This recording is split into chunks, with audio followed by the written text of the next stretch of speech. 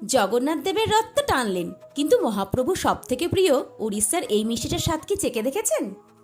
নমস্কার বন্ধুরা, আমি অর্পিতা, আর অর্পিতাস ডেলি লাইফে আপনাদের সকলকে স্বাগত। আমাদের রথযাত্রা স্পেশাল সিরিজের আজ কিন্তু পর্ব 4। সামনে আরও অসাধারণ সব রথযাত্রা ট্র্যাডিশনাল রেসিপি আসছে, সেগুলো মিস না করতে চাইলে এখনই সাবস্ক্রাইব করে আমার পরিবারের সদস্য হয়ে যান। আজ আমরা বানাচ্ছি মহাপ্রভু সব থেকে প্রিয় ছেনাপোড়া। এই ছেনাপোড়ার জন্ম কিন্তু কোনো অলৌকিক গল্প নয়, বরং একেবারে খাঁটি বাস্তব। 1947 সালে উড়িষ্যার নয়াগড় জেলায় দশপল্লা গ্রামে সুদর্শন সাহু নামে এক মিষ্টি ব্যবসায়ী ছিলেন। একদিন রাত্রে ছানা আর চিনি মেশানো কিছুটা মণ্ড বেঁচে যায়। নষ্ট হওয়ার ভয়ে তিনি সেটাকে একটা পাত্রে রেখে নিভে আসা উনুনে গরম কয়লার উপর সারা রাত বসিয়ে রেখে দেন। পরদিন সকালে উনুন খুলে তিনি অবাক, তৈরি হয়ে গেছে মুচমুচে বাদামি আর ভেতরটা নরম রসালো এক অদ্ভুত মিষ্টি, যা আজ মহাপ্রভুর অত্যন্ত প্রিয় ভোগ। তাহলে বন্ধুরা, নতুন নতুন রেসিপি আর গল্প নিয়ে দেখা হচ্ছে আবার পর্ব 5-এ। জয় জগন্নাথ।